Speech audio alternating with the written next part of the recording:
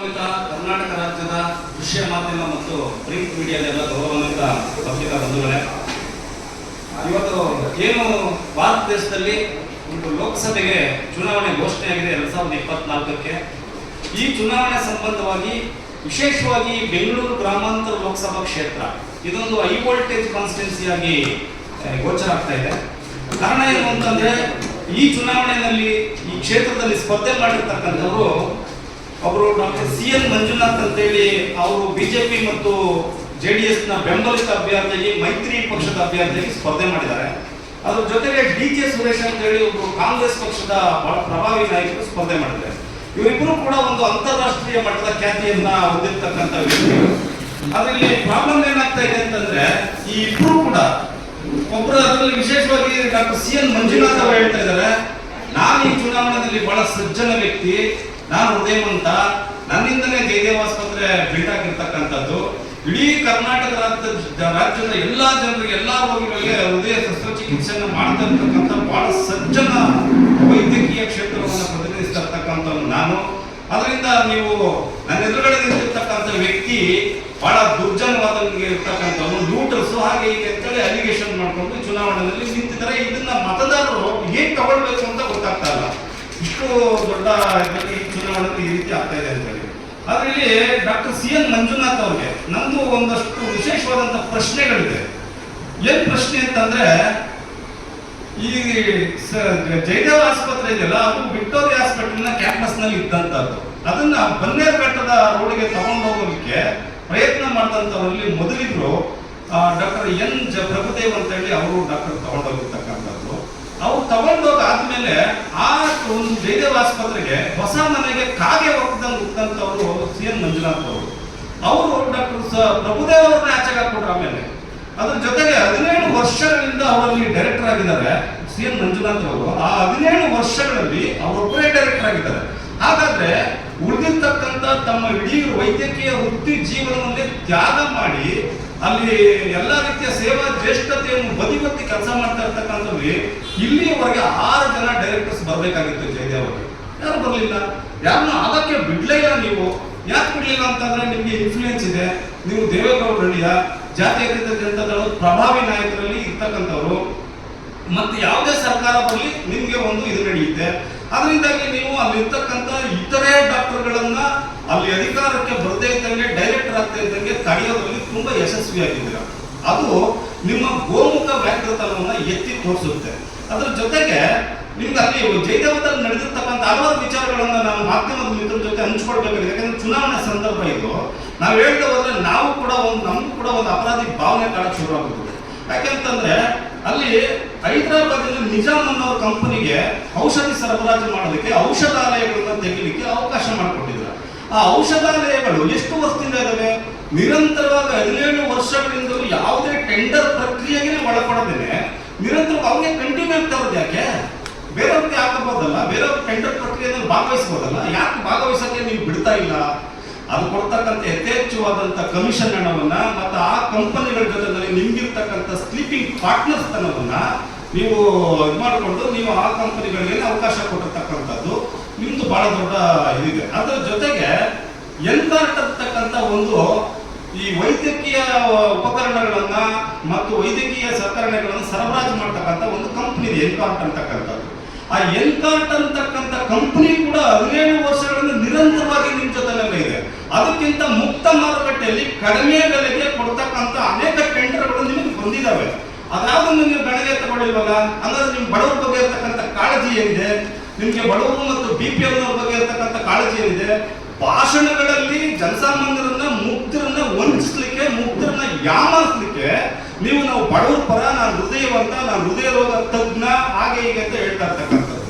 ಇನ್ನೊಂದು ಮುಖ್ಯವಾದಂತ ವಿಚಾರ ಏನಂತಂದ್ರೆ ಸ್ನೇಹಿತರೆ, ಈ ಪಾಶ್ಚಿಮಾತ್ಯ ರಾಷ್ಟ್ರಗಳಾಗಿರ್ತಕ್ಕಂಥ, ಮುಂದುವರೆದ ರಾಷ್ಟ್ರಗಳಾಗಿರ್ತಕ್ಕಂಥ ಅಮೆರಿಕದಲ್ಲಿರ್ಬೋದು, ಲಂಡನ್ನಲ್ಲಿರ್ಬೋದು, ರಷ್ಯಾದಲ್ಲಿರ್ಬೋದು, ಜರ್ಮನಿಯಲ್ಲಿರ್ಬೋದು, ಫ್ರಾನ್ಸ್ನಲ್ಲಿರ್ಬೋದು, ಸ್ಪೇನ್ನಲ್ಲಿರ್ಬೋದು, ಇಂಥ ರಾಷ್ಟ್ರಗಳಲ್ಲಿ ಏನು ಹೃದಯ ಸಂಬಂಧಿ ಕಾಯಿಲೆಗೆ, ಹೃದಯದ ಬ್ಲಾಕೇಜ್ಗೆ ಅಳವಡಿಸ್ತಕ್ಕಂಥ ಒಂದು ಸ್ಟೆಂಟ್ ಇದೆಯಲ್ಲ, ಆ ಸ್ಟೆಂಟ್ ಅನ್ನ ಉತ್ಪಾದನೆ ಮಾಡ್ತಕ್ಕಂಥ ಔಷಧ ಕಂಪನಿಗಳು ಆ ಸ್ಟೆಂಟ್ ನ ಉತ್ಪಾದನೆ ಮಾಡದ ದಿನದಿಂದ ಮತ್ತು ಅದರ ಕಾಲಾವಧಿ ಮುಗಿದೋಗತಕ್ಕಂಥ ಎಕ್ಸ್ಪೈರಿ ಡೇಟ್ ಇದೆಯಲ್ಲ, ಅದು ಮುಗಿದೋಗ್ತಕ್ಕಂಥ ಸಂದರ್ಭಕ್ಕೆ 3 ತಿಂಗಳು ಮುಂಚೆ ಅದನ್ನ ಡಿಸ್ಕಾರ್ಡ್ ಮಾಡ್ಬಿಡ್ತವೆ, ಅಂದ್ರೆ ಬಿಸಾಕ್ಬಿಡ್ತಾವೆ ಅದನ್ನ. ಅದು ಯಾಕೆ ಬಿಸಾಕ್ಬಿಡ್ತವೆ ಅಂತಂದ್ರೆ ಇದು ಉಪಯೋಗಿಸ್ಲಿಕ್ಕೆ ಯೋಗ್ಯ ಇಲ್ಲದೆ ಇರ್ತಕ್ಕಂಥ ಸ್ಟೆಂಟ್ಗಳು ಅಂತೇಳಿ ಅದನ್ನ ಬಿಸಾಕ್ಬಿಡ್ತವೆ. ಅಂತ ಸ್ಟೆಂಟ್ಗಳನ್ನ ವಾಮ ಮಾರ್ಗದಲ್ಲಿ ಅದನ್ನ ಕಡಿಮೆ ಬೆಲೆಗೆ, ಅತ್ಯಂತ ಕಡಿಮೆ ಬೆಲೆಗೆ ಅದನ್ನ ಪರ್ಚೇಸ್ ಮಾಡಿ ಇಲ್ಲಿ ಡಿಲೇಬಲ್ ಮಾಡಿ, ಅದನ್ನ ಡೂಪ್ಲಿಕೇಟ್ ಲೇಬಲ್ ಮಾಡಿ ಕರ್ನಾಟಕದ ಜನರಿಗೆ ಅದೇ ಸ್ಟೇಟ್ಗಳನ್ನ ಅಳವಡಿಸ್ತಾ ಇದ್ದೀರಾ. ಅದ್ರ ಮುಖಾಂತರ ಅದನ್ನು ದಂಧೆ ಮಾಡಿಕೊಂಡು ಕೋಟ್ಯಾನ್ ಕೋಟಿ ದುಡ್ಡನ್ನ ಸಂಪಾದನೆ ಮಾಡ್ತಾ ಇದ್ದೀರಾ. ಈ ಕೋಟ್ಯಾನ್ ಕೋಟಿ ದುಡ್ಡನ್ನ ಸಂಪಾದನೆ ಮಾಡ್ಕೊಂಡಂತ ದುಡ್ಡನ್ನ ಮೇಂಟೈನ್ ಮಾಡಲಿಕ್ಕೆ 16 ಅಕೌಂಟ್ಗಳನ್ನ ನೀವು ತೆಗೆದಿದ್ದೀರಾ. ಡಾಕ್ಟರ್ ಪ್ರಭಾವತಿ ಅವರ ಹೆಸರಿನಲ್ಲಿ, ಡಾಕ್ಟರ್ ಸಿ ಎನ್ ಮಂಜುನಾಥ್ ಅವರ ಹೆಸರಿನಲ್ಲಿ ಜಂಟಿ ಅಕೌಂಟ್ಗಳನ್ನ ತೆಗೆದಿದ್ದೀರಾ. ನೀವು ರಿಟೈರ್ಡ್ ಆಗ್ತೀರಾ ಅಂತ ಗೊತ್ತಾದ್ಮೇಲೆ ಅಷ್ಟು ಅಕೌಂಟ್ಗಳಿದ್ದಂಥ ದುಡ್ಡನ್ನ ಬಾಚಿಬಿಟ್ಟಿದ್ದೀರಾ. ಮತ್ತೆ ಅದರಲ್ಲಿ ಸಾತ್ವಿಕ್ ಮಂಜುನಾಥ್ ಅಂತ ಹೇಳಿ ನಿಮ್ಮ ಮಗನ ಅಕೌಂಟ್ಗೆ ಎಷ್ಟು ದುಡ್ಡು ಹೋಗಿದೆ, ಆ ಸಂಶೋಧನಾ ಕೇಂದ್ರಕ್ಕೆ ಅದು ಬಂದಿರತಕ್ಕಂಥ ದುಡ್ಡೆಷ್ಟು, ಆ ಸಂಶೋಧನಾ ಕೇಂದ್ರದಲ್ಲಿರ್ತಕ್ಕಂಥ ಏನು ಸಂಶೋಧನಾರ್ಥಿಗಳಿದ್ದಾರೆ ವಿದ್ಯಾರ್ಥಿಗಳು, ಅವ್ರು ಯಾಕೆ ಹೊಸ ಹೊಸ ಚಿಂತನೆಗಳನ್ನ ಹೊಸ ಇದನ್ನ ಅಳವಡಿಸ್ಕೊಳ್ಳಿಕ್ಕೆ ಅವ್ರಿಗೆ ನೀವು ಸಹಾಯನೇ ಮಾಡಲಿಲ್ವಲ್ಲ, ಯಾಕೆ? ಆಮೇಲೆ ಆ ಸಂಶೋಧನಾರ್ಥಿಗಳ ಇದ್ರಲ್ಲಿ ಇರ್ತಕ್ಕಂಥವ್ರಿಗೆ ನೀವು ಅಲ್ಲಿ ಸಂಶೋಧನಾರ್ಥಿಗಳಿಗೆ ಔಷಧಿ ಕಂಪನಿಗಳಿದ್ದಾವೆ, ಆ ಔಷಧಿ ಕಂಪನಿಗಳು ಮನುಷ್ಯರ ಮೇಲೆ ಪ್ರಯೋಗ ಮಾಡಲಿಕ್ಕೆ ಕೆಲವು ಔಷಧಿಗಳನ್ನ ಪ್ರಯೋಗ ಮಾಡ್ತಾರೆ. ಆ ಪ್ರಯೋಗ ಮಾಡ್ತಕ್ಕಂಥ ಸಂದರ್ಭದಲ್ಲಿ ಇಲ್ಲಿವರೆಗೆ ಜಯದೇವದಲ್ಲಿ ನೀವು ಆಯ್ಕೆ ಮಾಡ್ಕೊಂಡಿರ್ತಕ್ಕಂಥ ಮಾನವರು ಮನುಷ್ಯರು ಎಂಥವ್ರನ್ನ ಆಯ್ಕೆ ಮಾಡ್ಕೊಂಡಿದ್ದೀರಾ? ಬಿಲೋ ಪಾವರ್ಟಿ ಲೈನ್ ನಲ್ಲಿ ದಿಕ್ಕಿಲ್ಲದೆ ಇರತಕ್ಕಂಥ ಜನರಿಗೆ ಅಂತ್ಯೋದಯ ಅನ್ನ ಯೋಜನೆಯ ಊಟ ಮಾಡ್ತಕ್ಕಂಥ ನಿರ್ಗತಿಕರನ್ನ ಈ ಔಷಧಿ ಅಡ್ಡ ಪರಿಣಾಮಗಳನ್ನೇ ವಿವರಿಸ್ತೇನೆ ನೀವು ಅವ್ರನ್ನ ಆಯ್ಕೆ ಮಾಡ್ಕೊತಾರೆ. ಹಂಗಾದ್ರೆ ಈ ಭಾರತದಲ್ಲಿ ಕರ್ನಾಟಕದಲ್ಲಿ ಇರ್ತಕ್ಕಂಥ ಜನ ಬಡವರು ನಿಮ್ಮ ಪಾಲ್ಗೆ ಮಲ, ಕಪ್ಪೆ, ಇಲಿ, ಯಜ್ಞಾಗಿದಾರ? ಇದನ್ನ ಯೋಚನೆ ಮಾಡ್ಬೇಕಲ್ಲ.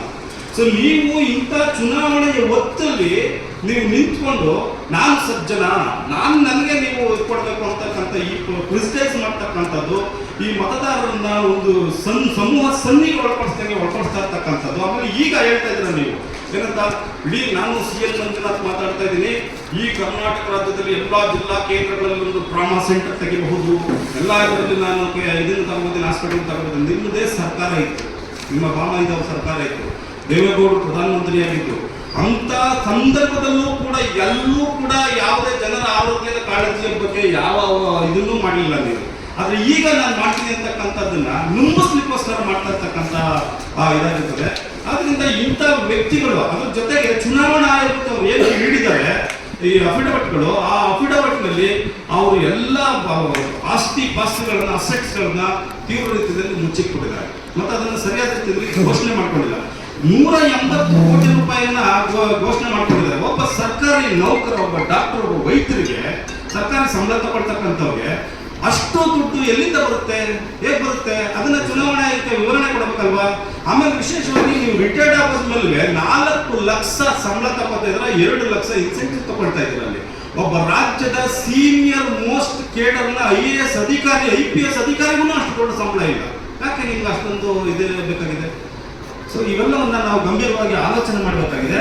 ಆದ್ರಿಂದ ಇಂಥ ಮಂಜುನಾಥ್ ಅಂತ ವ್ಯಕ್ತಿಗಳು ಏನಿದ್ದಾರೆ, ಈ ಸಜ್ಜನಂತೆ ನಟಿಸ್ತಕ್ಕಂಥ ದುರ್ಜನ ಸಮಾಜದಿಂದ ಬಂದಿರ್ತಕ್ಕಂಥ ಏನಿದ್ದಾರೆ, ಇವರು ಚುನಾವಣೆಗಳನ್ನ ಗೆಲ್ತಕ್ಕಂಥದ್ದು, ಚುನಾವಣೆಗಳಲ್ಲಿ ಸ್ಪರ್ಧೆ ಮಾಡ್ತಕ್ಕಂಥದ್ದು ಮತ್ತು ಈ ಮತದಾರರಿಗೆ ಮೌಢ್ಯಗಳನ್ನ ಬಿತ್ತಿ ಅದರ ಮೂಲಕ ಅಧಿಕಾರ ಬರ್ತಕ್ಕಂಥದ್ದು ಸರಿಯಾದಂಥ ಕ್ರಮ ಅಲ್ಲ.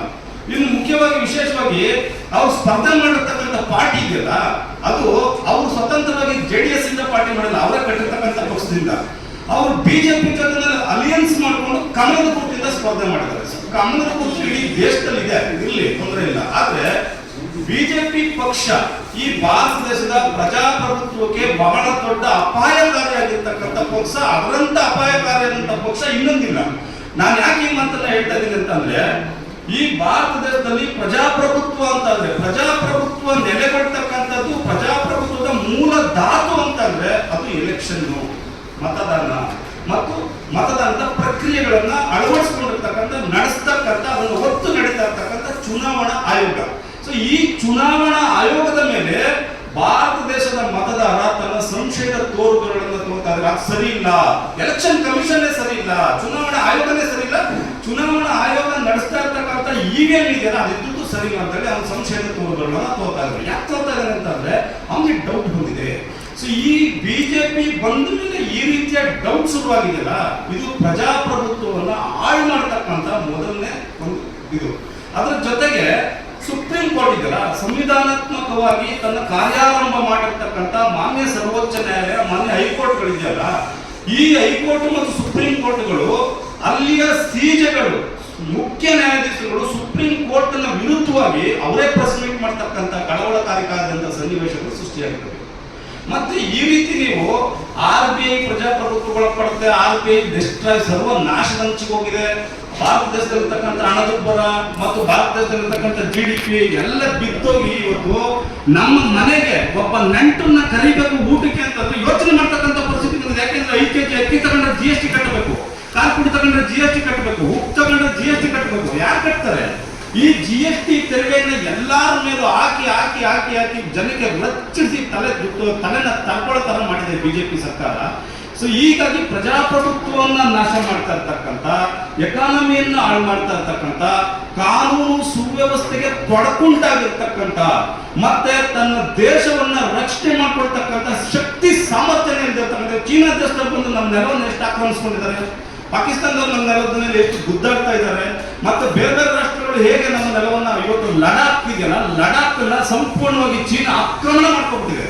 ಆ ಆಕ್ರಮಣವನ್ನು ಎದುರಿಸಕ್ಕೆ ಶಕ್ತಿ ಸಾಮರ್ಥ್ಯ ತರ ಆಗಿದೆ. ನಾವು ಆ ರೀತಿ ಆಗಿದ್ದೇವೆ. ಆದ್ರೆ ಪ್ರಧಾನಮಂತ್ರಿಗಳು ಬಂದು ಇಲ್ಲಿ ಏನ್ ಮಾತಾಡ್ತಾರೆ ಅಂತಂದ್ರೆ, ಮೊನ್ನೆ ಬಂದಿದ್ರು, ಮೊನ್ನೆ ಬಂದಿದ್ರು, ಅವ್ರು ಮಾತಾಡ್ತಾರೆ ಅಲ್ಲಿ ಯಾವ್ದೋ ಒಂದು ಸಂಪಂಗಿರಾಮ್ ನಗರದಲ್ಲಿ ನಡೆದಿರ್ತಕ್ಕಂಥ ಗಲಾಟಿನ, ಆಮೇಲೆ ಇನ್ನೆಲ್ಲೋ ಅಲ್ಲಿ ತಿಗುಲ್ಪೇಟೆಯಲ್ಲಿ ನಡೆದಿರೋ ಗಲಾಟಿನ, ಅದನ್ನ ಕುರಿತು ಮಾತಾಡ್ಬೇಕು. ದೇಶದ ಪ್ರಧಾನಮಂತ್ರಿ ಅಂತಂದ್ರೆ ದೇಶದ ಅರ್ಥವ್ಯವಸ್ಥೆಯನ್ನ ಕುರಿತು ಮಾತಾಡ್ಬೇಕು, ಜನರ ಆರೋಗ್ಯಕ್ಕೋಸ್ಕರ ಏನ್ ಮಾಡಿದೀನಿ ಅನ್ನೋದನ್ನ ಮಾತಾಡ್ಬೇಕು, ಜನರ ಭವಿಷ್ಯಕ್ಕೋಸ್ಕರ ಭವಿಷ್ಯದ ದಿಕ್ಸೂಚಿಯಾಗಿ ಜನರನ್ನ ವಿದ್ಯಾವಂತರಾಗಿ ಯಾವ ರೀತಿ ತಗೊಂಡು ಹೋಗ್ತೀನಿ ಅನ್ನೋದ್ರ ಕಡೆ ಮಾಡಬೇಕು. ಯಾಕೆಂದ್ರೆ ಸಂಪಂಗಿರಾಮ್ ನಗರದಲ್ಲಿ ನಡೆದಿರ್ತಕ್ಕಂಥ ಗಲಾಟೆ ಬಗ್ಗೆ ಮಾತಾಡಿದ್ರೆ ಕೌನ್ಸಿಲರ್ ಇದ್ದಾರೆ, ಅಲ್ಲಿ PC ಇದ್ದಾರೆ, ಅಲ್ಲಿ ಕಾನ್ಸ್ಟೇಬಲ್ ಇದ್ದಾರೆ, 4 ಜನ ಕಾನ್ಸ್ಟೇಬಲ್ ಆಗ್ತಾರೆ, ಗಲಾಟೆ ನಿಂತು ಹೋಗುತ್ತೆ. ಅದ್ರಲ್ಲಿ ಪ್ರಧಾನಮಂತ್ರಿ ಮಾತಾಡ್ಬೇಕಾ? ಪ್ರಧಾನಮಂತ್ರಿಗಳ ಬಾಯಲ್ಲಿ ಎಂತ ಮಾತು ಬರಬೇಕು? ದೇಶದ ಅಭಿವೃದ್ಧಿ ಅಂತ ಅಂದ್ರೇನು, ರಾಜ್ಯದ ಅಭಿವೃದ್ಧಿ ಅಂತ ಅಂದ್ರೇನು, ದೇಶಕ್ಕೆ ನೀನೇನು ಕೊಡುಗೆ ಕೊಡ್ತಾ ಇದೆಯಾ, ದೇಶದ ಅರ್ಥವ್ಯವಸ್ಥೆಯನ್ನು ನೀನು ಹೇಗೆ ಕಾಪಾಡ್ತಾ ಇದೆಯಾ, ದೇಶದ ರಕ್ಷಣೆಯನ್ನು ಹೇಗೆ ಕಾಪಾಡ್ತಾ ಇದೆಯಾ, ಅದ್ರ ಬಗ್ಗೆ ಮಾತಾಡ್ಬೇಕಲ್ವಾ? UPSC ಏನಾಗ್ತದೆ, KPSC ಏನಾಗ್ತಾ ಇದೆ, ಮತ್ತೆ CET ಏನಾಗ್ತಾ ಇದೆ, ಯಾವ ಪರೀಕ್ಷೆಗಳನ್ನು ಕೂಡ ಸ್ವತಂತ್ರವಾಗಿ ನಿರ್ಭೀತಿಯಿಂದ ನಿಷ್ಪಕ್ಷಪಾತವಾಗಿ ನಿಸ್ಸಂಶಯವಾಗಿ ನಡೆಸಕ್ಕಾಗ್ತಾ ಇಲ್ಲ. ಕೇಂದ್ರ ಮತ್ತು ರಾಜ್ಯ ಸರ್ಕಾರ ಎರಡ್ಕೈಲಿ ನಡೆಸಕ್ಕಾಗ್ತಾ ಇಲ್ಲ.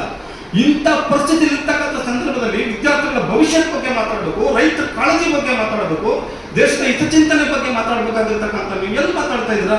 ಇವತ್ತು ರೈತರು 3 ವರ್ಷ ಪ್ರಶ್ನೋತ್ತರ ಕೊಡಿ. ಉದ್ದೇಶ ಏನಂತಂದ್ರೆ, ಅವರು ಈ ಚುನಾವಣಾ ಕಣದಲ್ಲಿ ಬಿಜೆಪಿಯಿಂದ ಒಬ್ಬ ಸಜ್ಜನರಂತೆ ಕಾಣ್ತಕ್ಕಂಥ ದುರ್ಜನ ಸಮಾಜದ ವ್ಯಕ್ತಿಯಲ್ಲಿ ಸ್ಪರ್ಧೆ ಮಾಡಿದ್ದಾರೆ. ಆ ಮತ ಚಲಾವಣೆ ಮಾಡ್ತಕ್ಕಂಥ ಸಂದರ್ಭದಲ್ಲಿ ಅವ್ರು ಏನೇನು ಮಾಡಿದ್ದಾರೆ ಅಂತಕ್ಕಂಥದ್ದನ್ನ ಜಯದೇವ ಹಾಸ್ಪಿಟಲ್ಗೆ ಅವ್ರಿಗೆ ಕೊಡುಗೆ ಏನು ಅಂತಕ್ಕಂಥದ್ದನ್ನ ನಾವು ನಮ್ಮ ಇದ್ರಲ್ಲಿ ಹೇಳಿದ್ದೀವಿ. ಅವ್ರ ಕೊಡುಗೆ ಯಾವುದೂ ಇಲ್ಲ, ಶೂನ್ಯ ಅವ್ರ ಕೊಡುಗೆ. ಇಷ್ಟು ದಿನ ಎಲ್ಲೋ ಇರೋದು ಈ ಚುನಾವಣೆ ಅಲ್ಲ, ಇದನ್ನ ನೆನ್ನೆನೆ ಕೇಳಬೇಕು ಅಂತ ಏನಿಲ್ಲ. ಯಾವಾಗ ಬೇಕಾದ್ರೂ ಯಾವಾಗ ನನ್ನ ಗಮನಕ್ಕೆ ಬರುತ್ತೋ ಆ ವಿಚಾರ ಆಗ ಕೇಳ್ಬೋದು. ಅದನ್ನ ನೆನ್ನೆ ಅವತ್ತೇ ಕೇಳಬೇಕು ಅಂತ ಏನಿಲ್ಲ. ಇವತ್ತು ಚುನಾವಣೆ ಎಷ್ಟು ದಿವಸ ಇದೆ? ಚುನಾವಣೆ 3 ದಿನ ಇದೆ. ಮತ್ತೆ ನೀವು ಇವತ್ತು ಬಂದಿದೆ ಅಂದ್ರೆ ನಾವ್ ಹೇಳ್ತಿರೋದು ಏನಂದ್ರೆ, 17 ವರ್ಷಗಳಿಂದ 17 ವರ್ಷದ ಅವರ ಇರೋದು. ಆದ್ರೆ 17 ವರ್ಷಗಳಿಂದ ಹಾಸ್ಪಿಟಲ್ ಇರ್ತಕ್ಕಂಥದ್ದು. ಅಲ್ಲಿ ಕರ್ನಾಟಕ ರಾಜ್ಯಕ್ಕೆ CM ಆಗಿದ್ರು, ಜಯದೇವಕ್ಕೆ ಆ CM ಮಂಜುನಾಥ್ ಅವರೇ CM ಇದ್ದಂಗೆ. ಅಲ್ಲಿಂದ ನೀವು ಒಂದು ದಾಖಲೆನೂ RTI ಅಪ್ಲೈ ಮಾಡಿ ತಗೊಳಕ್ಕಾಗಲ್ಲ. ಈ ವಿಷಯಗಳೆಲ್ಲ ನಿಮ್ಗೆ ಮೊದಲೇ ಗೊತ್ತಿತ್ತಲ್ವಾ? ಅದನ್ನ ಅಟ್ಲೀಸ್ಟ್ ಒಂದು ಸ್ವಲ್ಪ ದಿವಸ ಮುಂಚೆ ಮಾಡಿದ್ರೆ ಇನ್ನೂ ಚೆನ್ನಾಗಿ ರೀಚ್ ಆಗ್ತಾ ಇರ್ತದೆ. ಅಲ್ಲ, ನೀವು ಹೇಳ್ತಿರೋದು